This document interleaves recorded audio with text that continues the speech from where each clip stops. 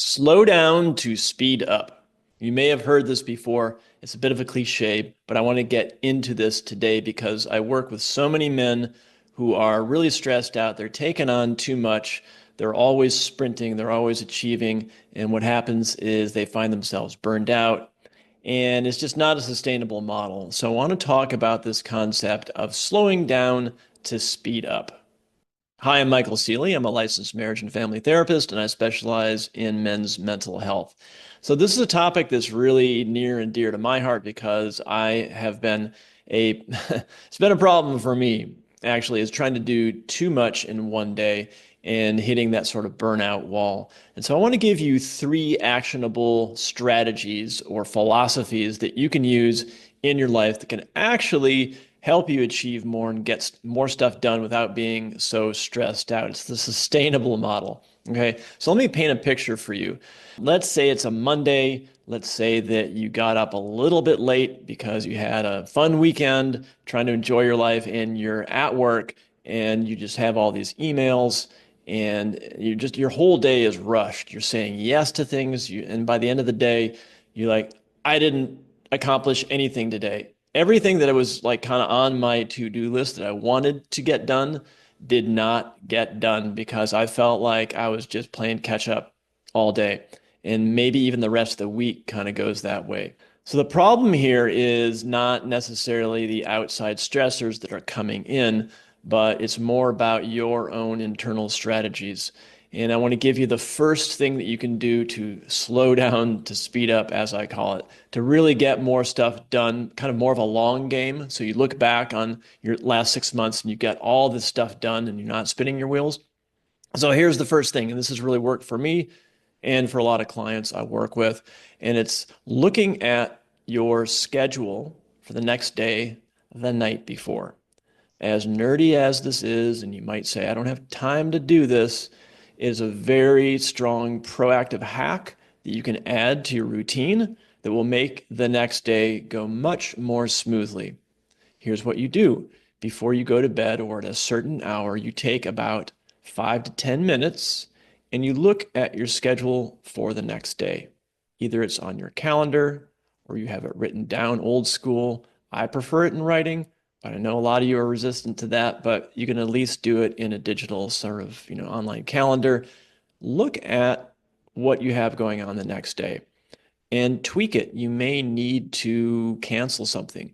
You may want to schedule in some sort of a workout or something to break up the day. And just really get your mind set around how much time you're going to need the next day for all of these activities that you would like to get done. And very often, you may need to cancel something or postpone a meeting or something like that. And this is what's called slowing down to speed up. If you make your day and schedule a little bit more lean proactively, you're going to get the stuff done that you really want the next day. So I highly, highly encourage you to look at your schedule for the next day the night before to mentally prepare yourself and logistically prepare yourself and tweak things so you can make that day go more smoothly. Okay, hack number two, the second thing you can do is have a morning routine for yourself, just pretty much daily, at least weekdays. Again, you can fall into this trap of I don't have time to work out in the morning. I don't have time to diary in the morning. I don't have time to meditate in the morning. And this is the trap, right? You get stuck in this sort of playing catch up type of mode. If you have a religious sort of schedule, especially on weekdays, where you get up in the morning and you slow down a little bit, you take time to exercise, you get your body chemistry right by working out, by maybe doing a gratitude journal so you get your mindset straight for the day. And it can take as little as like 15 to 20 minutes. And you actually just get up a little bit earlier every morning and you do this routine for yourself that makes you feel in control, that gets your body chemistry right, because if you get sunlight and exercise, it buffers all the stress hormones biochemically within your body during the day. It creates this buffer, is sort of inoculating yourself against stress.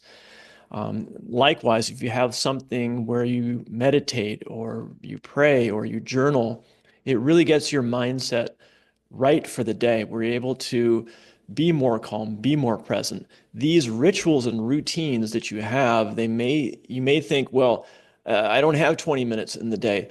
It is worth the investment. It's like there's so much ROI on this. I really, really encourage you to do this every single weekday morning where you get a jump on the day and you feel more in control. I've been doing this for years. I never used to do it. And now that I do it, I might even feel kind of grumpy doing it. But by the time I get done doing this routine and some exercise and some journaling every day, I feel great. And the days that I skip this routine because I think I got too much to do, I end up feeling stressed out by the end of the day. And I don't get the stuff done that I wanted because my mindset is in I don't have time mode. I need to catch up mode. You see what I'm getting at here? So have a morning routine. Okay, the third thing that you can do to have more time in your day to set yourself up for success, basically, to slow down, to speed up. The third thing you can do is start to say no more often.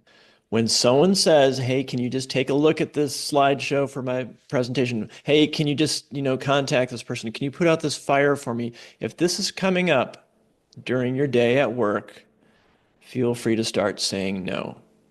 And the way you can do it is to, especially if you feel under pressure, you can say to somebody, let me get back to you on that. I'm not sure if I'd love to help you. Let me get back to you in an hour. Okay. Or let me get back to you tomorrow. Or maybe you just don't even answer the email because that other person, you've helped them out a lot and they're just kind of leaning on you. And feel free to ignore it if you want for a little while. Okay. That's okay. That person can figure it out unless there's some sort of an emergency, like unless something's on fire, assess that, and maybe that person doesn't need your help. Maybe you don't need to drop everything and be the hero and say yes to everything. Okay, so this is the third skill or philosophy to start using is to start saying no. Take on less to do more. And this is going to be hard for you, especially if you're kind of in the habit of being a firefighter or dropping things in your workday schedule. And maybe it's even family stuff too, where you're just saying yes, kind of like, a dog chasing its tail. You want to get out of this mode and get more into saying no. And the way you do it is, here's my suggestion. You label things in your mind's eye as emergency or due later. Literally, like a little marker across your mind's eye. Hey, can you help me out with this presentation I got to do next week? That's the input coming from a coworker. You label that and you say emergency or non-emergency, right? And if it's not an emergency, you say, no, I don't have time. Love to help, don't have the time. Maybe you can talk to so-and-so instead. I would recommend you try starting little experiments, low stakes experiments at work where you say no more often and see what kind of feedback you get. If you're dealing with reasonable adults, they're probably going to be okay with you not helping them all the time, especially if you're busy. Okay. So these are the three things you can start doing. Number one, take 10 to 15 minutes the night before and mentally prepare yourself for the next day and tweak your schedule so that you can be more successful. The second thing, like I mentioned, is having that morning routine for you where you get centered and focused for the day, get your biochemistry right, do some exercise, at least 15 minutes, and a little bit of journaling or some sort of reflection. It's going to get you more in that proactive mindset. Okay, and the third thing, like I just said, start saying no more often. You don't have to be the hero. And ask yourself this, am I helping people for me or for them? Because there's a little bit of an ego boost there for being the hero. So check yourself on that if you need to, okay?